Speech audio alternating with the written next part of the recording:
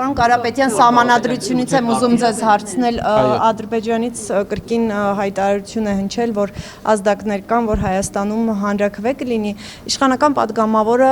քիչ առաջ հայտարարեց, որ դե քանի որ չկա այդ 2/3-ը, ասաց, որ չեն բացառում, որ ընդդիմության շարքերում էլ գտնվեն պետականամետ, ինչպես ինքը ձևակերպեց, գործիչներ, ովքեր պետության շահերը սպասարկող Ադրբեջանի, պարոն Կարապետյան, որ կգտնվեն պետականամետ գործիչներ Հայաստանում ընդդիմության շարքերում, որոնք կողմ կքվեարկեն սահմանադրությանը,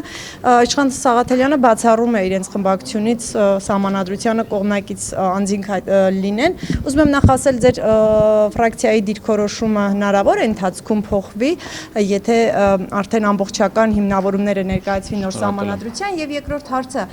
դուք եթե օրակարգ արդեն առարկայական դառնա, այսինքն նոր սահմանադրության ընդունման շուրջ գործընթացը մեկնարկի, ինչպես եք, եթե իհարկե պայքարելու եք դրա չընդունման դեմ, ինչպես եք պատկերացնում այդ պայքարը, արդյոք կողմ եք, որ լինի ոչին լայնված ճակատ, նաև արտախորհրդարանական ինչ-որ գործողություններ, այդ գործընթացը մի փոքր մանրամասն։ Անգամ հանրաքվեի անցկացումը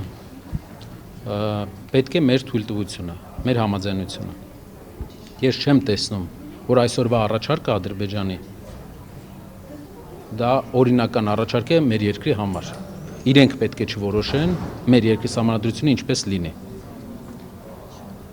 Մենք պետք է գնում ենք խաղաղության պայմանագրին,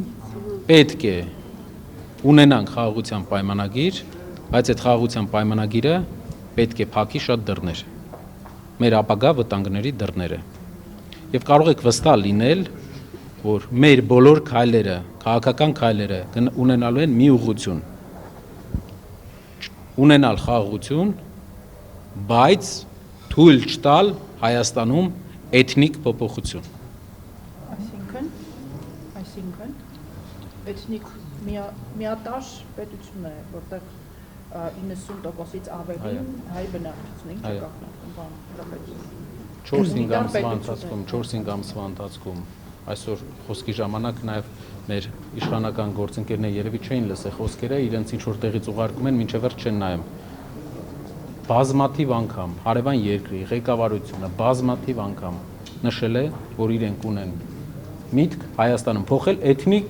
ժողովրդագրական վիճակը։ Դուք չեք տեսնում դա։ Սահմանադրությունից դուք չխոսեցիք։ Մեկնաբանում եմ այնպես, որ իրենց երկրի առաջնորդը 4 ամիս առաջ, մի քանի ամիս առաջ, կարող է արդեն անցել է 4 ամիսը, հայտարարել է, որ իրենք ցանկանում են վերադառնալ Հայաստան, իրենց ասելով վերադառնալ, բայց իրենք այստեղ չեն եղել։ Եվ այդ իսկ պատճառով մենք տեսնում ենք, որ այդ մարդկանց ծրագիրը երեք էլ հայտարարեցի, եթե դուք ուշադիր լինեք, Ադրբեջանի կրթության նախարարը, դասագիրք գրողը, երեխեքին մեծացնում են այդ դասագրքերով, ասում է, որ Արևմտյան Ադրբեջանի թեզը մեր ապագա ազգային ինքնագիտության մի մասն է լինելու։ Այսինքն դուք 3 միլիոն ժողովուրդ է ապրում եւ Ադրբեջանը մտադիր է մեր երկրի էթնիկ կազմը փոխել, դուք էլ ակնարկում եք 300,000 ադրբեջանցիների վերադարձի մասին։ Մենք չենք ակնարկում, մենք ասում ենք, որ իրենք հայտարարում են այդ թեզը։ Դուք մեջբերում եք եւ ասում եք էթնիկ կազմը փոխելու մասին, բայց փակագծերը չեք բացում։ Դուք ակնհայտորեն նկատի ունեք թեզը, որ 300,000 ադրբեջանցիներ վերադառնալու են Հայաստան։ Բացեմ թեզը, որ իրենք ցանկանալու են Հայաստանում քիչ, ինչպես նշել եմ, դա կլինի տարիների ընթացքում,